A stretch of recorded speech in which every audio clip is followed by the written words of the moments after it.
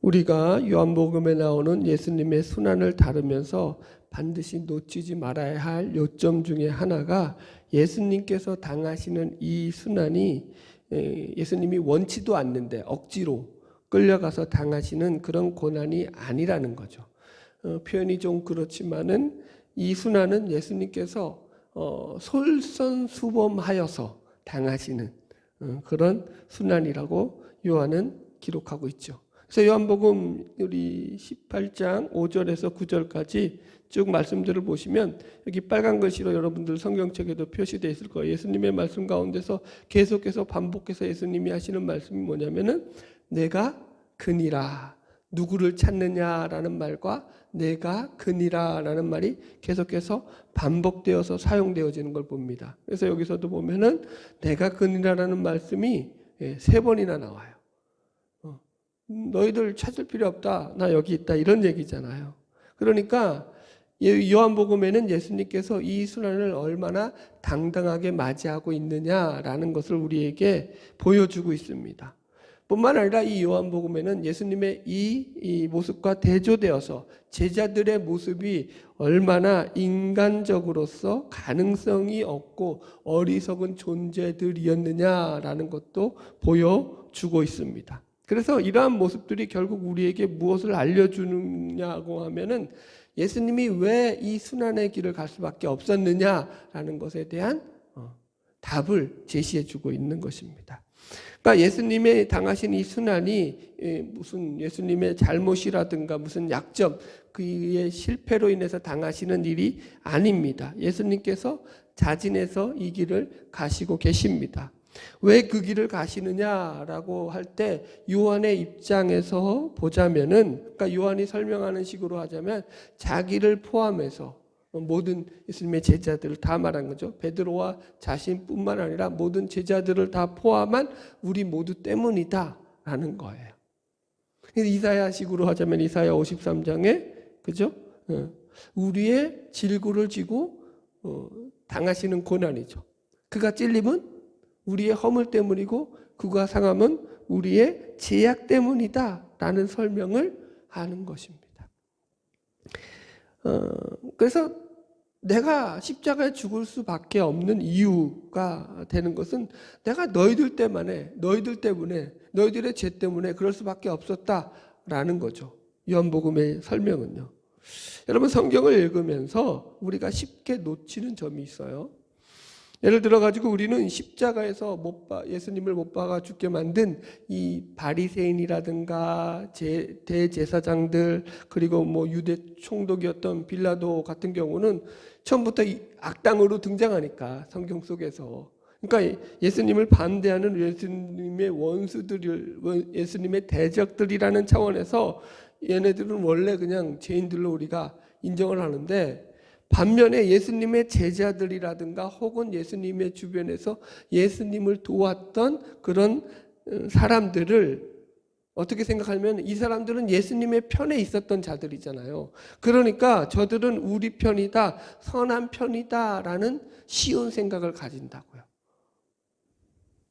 그리고 이런 생각들로 인해서 어떤 그러니까 오해가 생기냐면은 우리는 예수님 편이 있으니까 악당이 아니다, 죄인이 아니다 라는 착각을 빠지게 되는 거예요.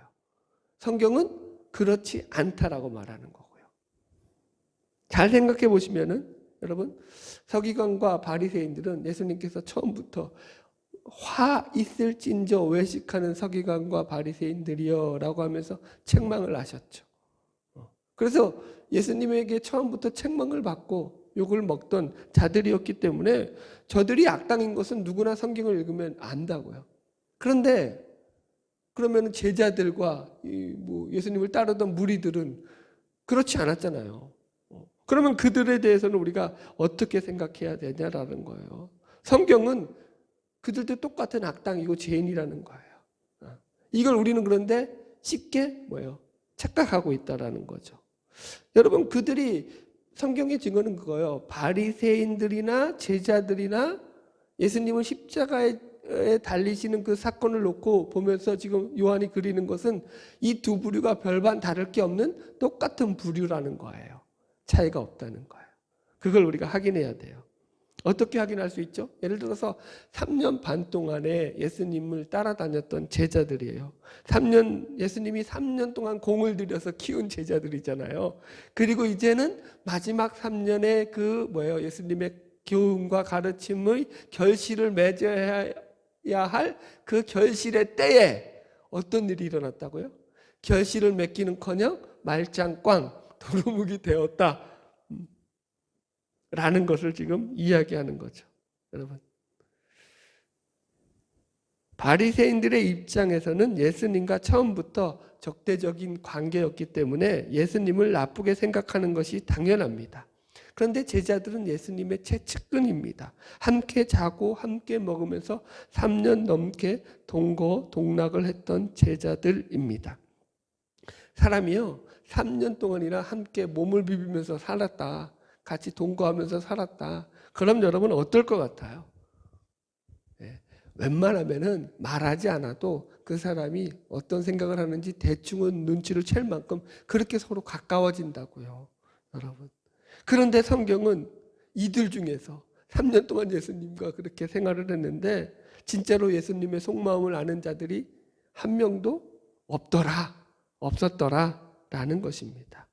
여러분, 왜 이런 점검을 지금 시작부터 해야 되냐면은 베드로와 요한을 우리가 어떻게 생각할 수 있냐면, 오늘날 우리들의 예수를 믿는 자들로서 교회에 나오는 신자들, 교인들로 우리가 빗대어서 적용시킬 수 있단 말이에요. 교회는 10년을 다녔는데, 그죠? 교회는 3년을 다녔는데, 여러분, 예수님에 대해서 속마음을 하나도 모르고 있더라, 이러면 골치 아파지잖아요. 이 부분을 갖다가 우리가 점검해야 된다고요. 우리가 자꾸 예수를 믿으면서 생각하는 게 뭐냐면, 이 예수를 믿고 난 뒤에 이제 내가 예수를 믿었으니까 나는 지금은 악당이 아니다, 죄인이 아니다, 이렇게 생각한다고요. 천만의 말이라고요. 더 악당이에요. 예수 믿어서 더 능그렁이가 되고, 예수 믿어서 더 그만합시다. 여러분, 그게 내가 깨닫지 못하면 어디로 가냐면 자꾸 자기의, 자기 자랑, 자기 열심으로 가서 그것이 예수의 뜻과 반대로 간다고요. 이제 오늘 그런 이야기입니다. 그래서 이번 주하고 다음 주 2주에 연속 걸쳐서 살필 게, 오늘은 베드로, 다음 주에는 이제 요한의 실패를 통해 가지고 우리가 이제 이들의 영적인 무지함과 죄악됨을 갖다가 성경에서 어떻게 고발하고 있는지를 확인할 것입니다. 자, 오늘 본문은 그런 면에서 베드로가 칼을 가지고 예수님을 잡으려고 하는 대제사장의 종 말고의 오른편 귀를 쳐서 베어버린 사건으로 시작하고 있습니다. 그리고 이런 베드로의 행동에 대해서 예수님은 그를 칭찬하지 않으시고 11절에도 보면 예수께서 베드로더러 이르시되 칼을 칼집에 꽂으라 라고 하시면서 그의 행동을 막고 계시는 장면이 나옵니다. 복음서를 보면 베드로만큼 열심히 예수님에게 충성했던 제자도 없습니다. 그래서 오죽하면 이 베드로를 예수님의 수제자라고 사람들이 인정을 합니다. 그러나 요한복음은 이 베드로에 대해서도 여지없이 그도 얼마나 형편없는 인간이었느냐라는 것을 우리에게 고발하고 있습니다. 제가 왜 이런 말을 이렇게 시작하느냐 하면은 마태와 마가와 누가에 나오는 공간복음에 나오는 베드로와 요한복음에 나오는 베드로가 좀 달라요. 그래서 이렇게 시작을 하는 거예요. 예를 들어 가지고 마태복음에 보면은 이 말고의 길을 벤 사람의 이름이 안 나와요. 마태복음 26장 51절 읽어드리면, 예수와 함께 있던 자 중에 하나가 손을 펴 칼을 빼어 대제사장의 종을 쳐 그 귀를 떨어뜨리니, 이렇게 나와요. 이름이 안 나오고 뭐라고 나온다고요? 예수와 함께 있던 자 중에 하나가 그랬다라고요. 근데 요한은 누가 했다고요? 베드로가 했다고 이름을 딱 못을 박아버려요. 여기 보면은 10절, 이 18장 10절 요한복음, 이에 시몬 베드로가 칼을 가졌는데 그것을 빼어 대제사장의 종을 쳐서 오른편 귀를 베어버리니 그 종의 이름은 말곤이라, 이렇게 말입니다. 여러분, 그러면은 왜 공간복음에서는 이 베드로의 이름을 숨겼느냐라고 하면은, 예를 들어서 핸드릭슨 주석에는 이렇게 나와요. 당시 베드로가 초대교회 지도자 중에 한 명이었잖아요. 근데 만약에 여기서 이제 이 베드로의 이름이 실명이 공개되고 나면은 어떤 문제가 발생하냐면은 공간복음이 쓰여질 시기 동안에는 베드로가 살아 있었거든요. 그죠? 그래서 만약에 이 베드로의 이름이 실명이 공개되고 나면은 이 베드로가 얼마든지 이 말고의 길을 잘랐던 가해자로서 폭행 가해자죠. 폭행을 행한 가해자로서 고발되어 가지고 처벌받을 수 있는 위험성이 있는 거죠. 그래서 일부러 베드로의 이름을 숨겼다라는 그런 주장도 있습니다. 그러다가 요한복음에 왔을 때는, 이제 요한복음이 기록할 때는 베드로가 이제 아마도 순교하고 난 뒤였을 것이다, 이렇게 추측을 합니다. 요한복음의 기록 연대를 정확하게는 알지 못하지만 그렇게 봤기 때문에 이제는 베드로의 이름을 아무리 공개해도 상관이 없으니까 공개했다라는 그런 주석이 있습니다. 나름 일리가 있는 주석이고 많이 상황적이고 정황적인 증거가 되긴 하지만 저는 그렇게 보지 않고 이 요한복음의 문맥 속에서 그 의미를 찾아본다고요. 문맥적으로 볼 때 이것보다는 직접적으로 이 요한이 베드로라고 하는 그 이름을 밝힘으로 해서 당시 예루살렘 초대교회의 지도자였던, 그리고 또 예수님의 수제자였던 이 베드로조차도 그의 믿음이나 그의 행동에 있어서 자랑할 것이 그로부터 하나라도 있었다 없었다? 없었다. 그러니까 뭐라고 해야 돼요? 이걸 갖다가 사람의 그 민낯을 갖다가 그대로 이 본질을, 인간의 본질을 그대로 보여주는 거죠. 십자가를 경험하기 전에 인간의 상태를.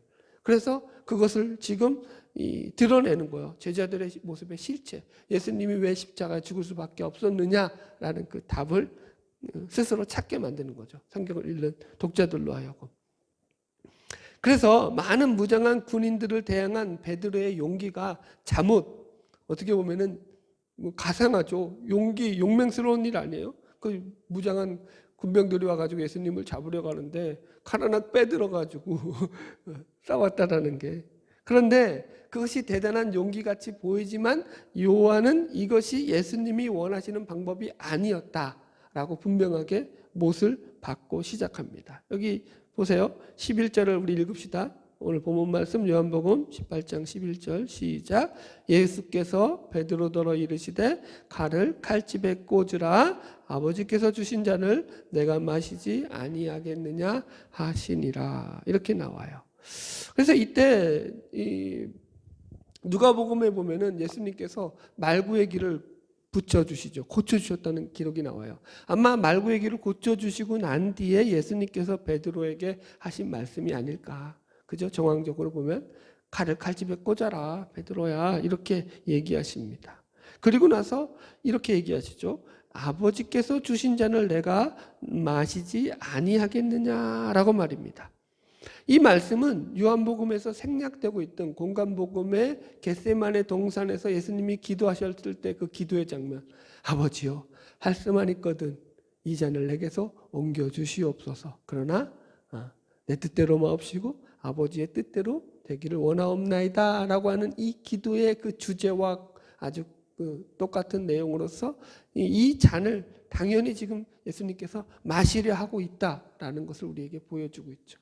그래서 계속적으로 이 요한복음에서는 예수님의 이 체포 과정이나 이런 순환이 예수님이 수동적으로 끌려가서 당하시는 것이 아니라 적극적으로 이 길을 수용하고 받아들이시면서 걸어가신 길이었다, 이렇게 우리에게 이야기하고 있습니다. 여튼 그래서 공간복음에서는 그 이름을 숨기려고 했던 저자들의 의도와는 다르게 요한은 말구의 길을 벤 자가 베드로였다. 이런 거죠. 자기 딴에는 열심을 가지고 충성을 다한다는 그 충심으로부터 칼을 뽑아서 이 말고를 쳤는데 그것이 오히려 주님이 가시는 길을 막는, 주님이 마시려는 잔을 마시지 못하게 막는 장애가 되고 방해가 되었다라는 거예요. 다른 말로 하면은 얘는 아무것도 알지 못했다라는 거죠. 그래서 요한은 이런 제자들의 영적 무지를 대표하는 인물로 지금 베드로를 소개합니다. 자, 우리가 베드로가 예수님을 부인하는 장면은 너무나 잘 알고 있으니까 이 베드로의 영적인 무지라든가 이 죄악됨을 드러내는 그런 대표적인 본문 하나만 살펴볼게요. 요한복음 21장 마지막 이 베드로가 부활하신 예수님과 만나면서 나누는 대화 속에서 이 장면을 살펴보면은 더 우리가 분명하게 이 성경에 대해서 확인할 수 있는 내용이 나옵니다. 요한복음 21장 마지막 이제 15절 이하에 쭉 보면은 예수님께서 이제 베드로에게 부활하셔서 만나가지고 요한의 아들 시몬아, 내가 나를 사랑하느냐? 그러니까 예수님, 내가 주를 사랑하는 줄 주께서 아시나이다. 베드로가 이렇게 대답하죠. 그러니까 예수님께서 내 양을 먹여라. 이것을 갖다가 3번 해요. 그 유명한 내 양을 먹여라. 내가 나를 사랑하느냐라는 이 말씀의 내용이고요. 우리가 다룰 말씀은 그 뒤에 말씀이에요. 그 뒤에 자 17절 우리 먼저 읽고 시작할까요? 요한복음 21장 17절 시작. 3번째 이르시되 요한의 아들 시몬아, 내가 나를 사랑하느냐 하시니 주께서 3번째 내가 나를 사랑하느냐 하심으로 베드로가 근심하여 이르되 주님 모든 것을 아시오매 내가 주님을 사랑하는 줄을 주님께서 아시나이다. 예수께서 이르시되 내 양을 먹이라. 그 유명한 내 양을 먹이라 라는 그런 사명을 주시는 거죠. 그리고 나서 보세요. 이제 18절에 이제 우리가 살필 내용 이제부터예요. 18절부터 읽읍시다. 시작. 내가 진실로 진실로 내게 이르노니 내가 젊어서는 스스로 띠뛰고 원하는 곳으로 다녔거니와 늙어서는 내 팔을 벌리리니 남이 내게 띠띠우고 원하지 아니하는 곳으로 데려가리라. 이렇게 나와요. 이 말씀은 베드로가 이제 말년에 그가 원하든 원하지 않든 사람들에게 결박을 당하여서 고난을 받을 것에 대한 예언의 말씀입니다. 그래서 19절에는 이 말씀을 이렇게 풀이하고 있죠. 같이 읽읍시다. 시작. 이 말씀을 하심은 베드로가 어떠한 죽음으로 하나님께 영광을 돌릴 것을 가리키심이러라. 이렇게 나온다고요. 이렇게 나온다고요. 그러니까 베드로의 죽음에 대한 이야기라고요, 여러분들. 그러니까 이 요한복음에서는 결국 예수님에 따르는 제자들의 죽음을 최종적인 결론으로 이야기합니다. 무슨 제자들이 소원했던 것처럼 우리 계속 앞에서 살폈지만 제자들은 뭐 했죠? 전부 다? 주님 나라가 임하실 때 한 명은 좌의정, 한 명은 우의정, 주의 나라에서 나를 높은 자리에 앉게 해달라. 다 꼴깍을 떨었죠. 좋은 말 써야 되는데. 그런데 그런 것들은 하나도 안 나온다고요. 요한복음의 끝은 뭐라고요? 제자들의 죽음에 대한 예수님의 선고라고요. 선고. 여러분. 자, 계속 보겠습니다. 그래서 그러자 이제 여기 19절 계속 읽읍시다. 19절 그 뒤에 시작. 이 말씀을 하시고 베드로에게 이르시되 나를 따르라 하시니 20절 시작. 베드로가 돌이켜 예수께서 사랑하시는 그 제자가 따르는 것을 보니 그는 만찬석에서 예수의 품에 의지하여 주님을 파는 자가 누구 오니까 묻던 자더라. 이제 요한에 대해서 이제 베드로가 끄집어내요. 왜 그러냐면은 이제 자기의 죽음에 대해서 예수님이 얘기했으니까 요한은 누구였냐면 인간적으로 볼 때는 예수님이 가장 이뻐했던 사랑했던 제자잖아요. 잘 알고 있겠지만 그러니까 이제 그 요한의 미래가 궁금해진 거죠. 베드로의 궁금증은 거예요. 자기야 뭐 예수님을 3번이나 부인하고 배반했으니까 예수님 앞에 이런 이 죽어 마땅한 놈아 이런 소리 들어도 별 할 말이 없는 거죠. 그런데 요한은 다르단 말이에요. 자기가 볼 때, 베드로가 볼 때는 요한은 뭐예요? 자기보다 훨씬 나은 제자라고 자기는 생각한 거야. 그러니까 요한의 미래가 궁금해진 거죠. 얘는 그러면 얼마나 예수님의 사랑을 독차지한 그런 제자인데 그 미래가 얼마나 잘 펼쳐지겠느냐라는 그런 호기심에서 예수님께 물었죠. 그러자 보세요. 21절 이에 베드로가 그를 보고 예수께 여짜오되 주님 이 사람은 어떻게 되겠사옵나이까 이렇게 물었어요. 그러자 22절에 보십시오. 어떤 답이 나오냐. 예수께서 시작. 예수께서 이르시되 내가 올 때까지 그를 머물게 할지라도 내게 무슨 상관이냐. 너는 나를 따르라 하시더라. 자 보세요. 그래서 충동적인 기질의 베드로가 예수님께 단도직입적으로 그럼 예수님 요한의 운명은 어떻게 되는 겁니까? 라고 이렇게 물었어요. 그러자 예수님께서 이렇게 말했어요. 내가 올 때까지 그를 머물게 할지라도 내게 무슨 상관이냐. 한 번에 못 알아들으시겠죠? 말을 조금 어렵게 번역해 놓았어요. 안 와닿죠. 제가 우리식으로 확 와닿게 한마디로 딱 의역하겠습니다. 야, 쓸데없는 짓 하지 말고 네 일이나 똑바로 해라. 저 번역 너무 잘하는 것 같아요. 여러분 확 와닿죠? 내가 올 때까지 그를 머물게 할지라도 내게 무슨 상관이냐. 이 말씀은 야, 내가 요한을 죽이든 살리든 네가 관여할 바가 아니야. 그건 네 일이 아니야. 이거예요. 오지랖 그만 부려. 이 얘기예요. 그러면서 뭐라고 말하고요? 너는 나를 따라라. 네 일이나 똑바로 해. 여러분, 제가 여러분들 이해를 위해서 좀 의역을 심하게 했지만 그렇다고 본문에서 많이 벗어나지 않아요. 본문의 의미와 아주 흡사해요. 그러니까 지금 여기서도 베드로는 어떤 식으로 등장하면 오지랖을 부리는 푼수로 나온다고요. 부활하신 예수님하고의 마지막 장면이죠, 여러분. 자, 보십시오. 그래서 결국 베드로가 한 짓은 뭐밖에 없다? 바보짓밖에 없다. 이게 지금 대사도였던 요한이 베드로를 의도적으로 이렇게 그러니까 이렇게 오해하시면 안 돼요. 또 베드로가 미워가지고 경쟁자니까 자기보다 더 인기를 얻어서 베드로가 얄미워서 베드로의 인격을 깎아내리려고 이런 게 아니라고요. 지금 여러분, 다른 복음서에서는 이런 베드로가 이런 대접을 안 받아요. 요한복음에서 같은 이런 부대접을 안 받아요. 거기서부터는 다른 복음서에서는 베드로는요 수제자로서의 그 어떤 격이 있고 대접받는 그런 모습으로 등장을 한다고요. 그런데 요한복음에서는 악착같이 이 베드로의 못남과 어리석음을 동원해가지고, 그러니까 베드로를 대표로 해서 제자들, 다음 주에 얘기했지만 요한도 자기도 똑같다는 거예요. 그래서 뭘 얘기하는 거예요? 자신들의 죄악됨, 자신들의 악함, 자신들의 못남을 통해서 뭘 증명하는 거예요? 왜 예수님이 십자가에 달려 죽을 수밖에 없었느냐를 증거해 보인다고요, 여러분. 그래서 요한은 뭘 나타내려고 했냐면은 예수님이 하나님이신 것과 우리가 얼마나 죄인이었느냐라는 갖다가 극명하게 대조시킴으로 해서 그 십자가의 의미를 우리에게 알리고자 하는 거죠. 자, 보세요. 그래서 요한복음 여기 마지막 21장 24절에 이렇게 나와요. 계속 읽어볼까요? 시작. 이 일들을 증언하고 이 일들을 기록한 제자가 이 사람이라 우리는 그의 증언이 참된 줄 아노라. 자, 보세요. 이 일들을 증언한다는 거예요. 이 일들을 기록했다고요. 이 일들이 뭐죠? 예수님이 하나님이고 우리는 죄인이라는 이 일들이라고요. 이해하시겠어요?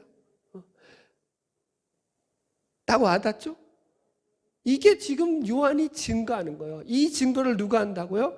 이것을 기록한 제자가 이 사람이라 바로 나다. 내가 바로 죄인이다. 그래서 이것이 이 증인이 참인 줄 아노라. 예수 그리스도가 하나님인 것이 참이라는 거예요. 우리가 죄인이라는 것이 참이라는 거예요. 이것을 내가 증거한다고. 요한이 지금 이렇게 우리에게 복음서에서 결론을 맺는 거죠, 여러분. 자, 하나 더 본문을 살피겠습니다. 이 마태복음 16장 베드로의 신앙 고백. 여기서 또 분명하게 우리가 이제 이 부분을 확실하게 마무리 지을 수 있을 것 같아요. 요한복음 16장을 우리가 잘 알고 있듯이 주는 그리스도시요 마태복음 16장. 제가 이렇게 정신이 왔다 갔다 합니다. 50밖에 이제 안 됐는데 걱정입니다. 마태복음 16장. 자, 우리가 마태복음 16장은 잘 아는 말씀이 나오죠. 주는 그리스도요 살아계신 하나님의 아들이시나이다라는 유명한 이 사도 베드로의 신앙 고백이 나오는 말씀입니다. 그리고 나서 그죠?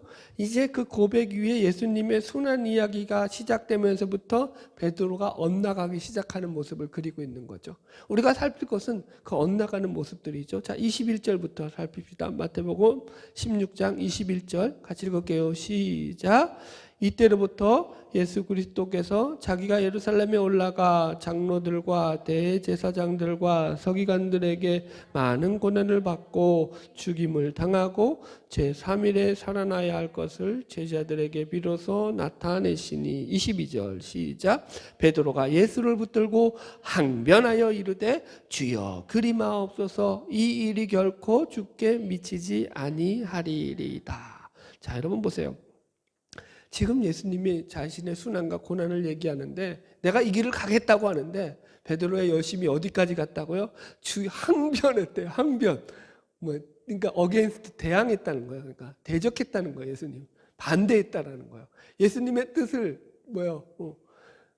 예수님이라도 안 된다 이거야. 그게 얼마나 열심히 있었는지 이해하시겠죠. 그래서 지금 성경이 그렇게 얘기하는 거예요. 왜 안 돼요, 예수님. 예수님 앞에 지금 큰 소리 치는 거예요. 예수님을 가리키는 거죠. 그러자 예수님이 23절 읽읍시다. 시작. 예수께서 돌이키시며 베드로에게 이르시되 사탄아 내 뒤로 물러가라. 너는 나를 넘어지게 하는 자로다. 자, 보십시오. 지금 이 시점에서 베드로는 가장 주를 위해서 열심을 품고 있는 시점이었다고요. 그죠? 이때보다 베드로의 열심이 사기 충천해가지고 올라있을 때가 없다고요. 근데 이렇게 열심을 품고 있는 이 베드로의 열심이 뭘 했다고요? 자, 씁시다. 베드로의 열심은 뭐가 됐다고요? 사탄의 도구가 됐다고요. 지금 사탄아 내 뒤로 물러가라. 제 말 아니죠? 예수님 말씀이죠, 여러분. 자, 보십시오. 여기서 신앙의 중요한 포인트가 있습니다. 우리가 신앙이 제일 무서운 게 이거예요. 내가 주를 얼마나 사랑하는 줄 아십니까? 그래서 내가 주를 위해서 나는 뭐든지 할 수 있습니다. 그 열심이 흘러 넘쳐서 어디까지 간다고요? 주의 길을 막는 자리까지 갔다고. 베드로의 열심이 왜 사탄의 도구가 됐다고요? 이게 어떻게 갔기 때문에? 주의 길을 막는 자리로 갔다고요. 이해가시겠죠, 여러분들? 여러분, 정확하게 이것은 베드로가 말고의 길을 자른 사건하고도 정확하게 일치하죠. 지금 주여 그리 마옵소서 이 일이 결코 주께 미치지 아니하리라 의연한 결단을 가지고 베드로는 이 결심을 품고서 지금 말고의 길을 자른 거라고요. 이 의연한 결심에 대한 실행이 바로 말고의 길을 잘랐다고요. 이해하셨죠? 그런데 그것은 예수님이 볼 때 뭐였다고요? 예수의 길을 막는 행동이었다라는 거죠, 성경은. 그래서 이것을 이렇게 이야기해요. 시험을 보았는데 이 학생은 자기가 100점짜리를 쓰고 나온 거야. 아, 나는 올해 100점이야. 나는 걱정할 게 없어. 난 시험 너무 잘 봤어 하고 나왔어. 근데 선생님이 그 답안지를 보고 몇 점을 줬다고요? 빵점을 줬다고요. 지금 그 얘기하는 거예요. 빵점짜리라고요. 완전히 오답이라는 거죠. 누가 옳아요, 그러면? 학생이 옳아요, 선생이 옳아요? 선생이 옳죠. 언제나 선생이 옳습니다. 여러분, 오늘 말고의 길을 자르는 베드로의 모습을 살피면서 우리는 요한복음의 저자인 요한이 우리들에게 던지는 질문에 귀를 기울여야 합니다. 주를 위한다는 것이 도대체 뭐냐? 주를 사랑한다는 게 뭐냐? 정말로 우리가 주를 알고 있느냐? 알기는 아느냐? 지금 이 얘기하는 거예요, 여러분들. 자, 보세요. 여기 23절 하반절에 이렇게 말하고 있죠. 너는 사탄아 내 뒤로 물러가라. 너는 나를 넘어지게 하는 자로다. 내가 하나님의 일을 생각지 아니하고 도리어 사탄의 일을 생각하는도다 하시고, 지금 베드로의 생각을 심지어 사탄의 일을 생각하는 거라고. 예? 아, 사람의 일. 죄송합니다. 사람의 일을 생각하는 거라고 얘기하고 있어요. 그러면서 24절 시작. 이에 예수께서 제자들에게 이르시되 누구든지 나를 따라오려거든 자기를 부인하고 자기 십자가를 지고 나를 쫓을 것이라. 보십시오. 지금 여기 이렇게 표현할게요. 베드로식 충성이 있어요. 그 다음에 예수님의 충성이 있어요. 예수님이 말씀하시는 충성이 있어요. 두 개가 다르다고요. 이해하셨죠? 베드로식의 충성은 뭐였죠, 여러분들? 지금 식으로 하면 뭐예요? 결연한 의지. 결연한 의지. 의지와 결단. 뭐 이런 거죠. 자기의 신념. 이런 것들이에요. 우리는 대개 이게 신앙이라고 생각한다고요. 내가 결연한 의지를 가지고 어떤 신념을 가지고 주를 위해서 일한다. 내 앞길을 막는 데는 다 나와라. 이렇게 간다고. 그 신앙 아니라고요. 착각하지 마시라고요. 자 보세요. 결연한 의지나 결단한 의지, 신념 이게 어디로부터 나오죠? 다 대부분 다 자기 의와 자기 자랑으로부터 나와요. 그죠? 자기 힘, 자기 자랑으로부터 나오죠. 예수님은 정반대를 말하죠. 예수님의 충성은 뭐라고요? 누구든지 나를 따라오려거든 뭐 하라고요? 예수님의 충성은 자기 부인이 먼저예요. 그 다음에 뭐예요? 자기 십자가 지라는 거예요. 자, 중요한 것이 하니까 이제 여러분들 뭐 이해를 못 하셔도 녹화가 되니까 한번 집에 가셔서 다시 들으시면 혹시 그런 적 설교 때 이해 못 했는데 들으시면 이해되지 않나요? 네, 그런 부분 있을 거예요. 자 보세요. 그러니까 지금 베드로식 충성은 내 의, 내 신념, 내 열심이 기준이 되는 충성입니다. 그래서 이런 충성의 특징은 근거가 자기 자신에게 있죠.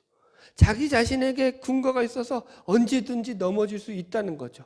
그 증거가 베드로가 예수님을 3번 부인한 것으로 나타났습니다. 성경이 확실하게 증거하죠. 예수님의 요구는 그거 아니라는 거예요. 그런 충성은 필요 없다는 거예요. 어떤 충성을 요구하고 있죠? 자기를 부인하고 자기 십자가를 지고 나를 쫓으라는 거예요. 자, 자기 부인이라는 게 뭐죠? 자기 부인을 여러분 이거 잘 이해하세요? 셀프 디나이얼. 나를 부인한다라는 것은 나에게는 선한 것이 아무것도 없습니다라는 고백이라고요. 지금 계속 우리가 살펴왔듯이 이해하셨죠? 자기 부인이라는 것은 I am nothing. 늘 제가 쓰는 영어, 유일한 영어. 난 아무것도 아닙니다. 라고요, 여러분들. 어떤 이들은 자기 부인을 갖다가 어떻게 만드냐면 율법으로 또 하나의 율법을 만들어요. 이걸 자기 욕심, 자기 정욕, 어떤 자기 자아를 내려놓는 것으로 해석합니다. 틀린 건 아닌데 아주 좁은 해석이라고요. 또 이것을 어떤 희생과 겸손으로 해석하기도 합니다. 앞에 것보다는 조금 난데 그게 본질적인 의미와는 전혀 거리가 멀다고요. 훨씬 더 크다고요, 여러분들. 예를 들어볼게요. 왜 안 돼? 이렇게 예를 들어볼게요. 자, 희생을 예를 들어볼게요. 내가 희생을 했어. 지금 베드로가 희생한 거 아닌가요, 지금? 자기 희생했다고요. 그런데 그게 어디에서 나온 거예요? 자기의 자기 자랑에서 나왔다고요. 그러니까 예수님은 그것이 사탄의 도구가 되는 것밖에 안 됐다라고 얘기하는 거고요. 예수님이 말하는 자기 부는 뭐야? 너에게서 나올 거 없다라는 거야. 너는 죄인이라는 거야. 여러분 보세요. 우리가 희생을 하고 나서 어떤 생각을 가지냐면은 자기 의로부터 비롯된 그 희생은요. 내가 이만큼 희생했는데 나를 안 알아줘? 가 된다고요. 그러면 어떤 싸움이 되죠? 나를 알아주지 않는 상대를 향해서 공격을 하게 된다고요. 그러면 본문의 의미와는 정반대로 간다고요. 자기 부인이 아니라 뭐 어떻게 되는 거죠? 바리새인이 되는 거죠. 뭐 말할 것도 없죠. 그래서 이것은 단순히 지금 자신의 정욕을 내려놓거나 자신의 뭐라 그럴까요? 어떤 욕심을 내려놓는 것이라든가 어떤 희생이나 겸손을 물론 중요하지만 이런 식으로 가야 되지만 이렇게 아주 협소하게 돼 있지 않다고요. 율법적으로 돼 있지 않다고요. 크게 하나님이 그럼 처음부터 예수님이 희생하라 겸손하라 그러지 뭐하러 자기 부인하라고 말을 하겠어요. 이해하시겠죠? 자기를 부인하는 거라고요. 나는 없는 거라고요. 예수 안에서. 나는 질그릇이라고요. 보배를 담았을 뿐이라고요. 질그릇이 잘난 건 하나도 없다고요. 질그릇이 무슨 값어치를 나가냐고. 질그릇이 뭘 자랑을 하고 있냐고요.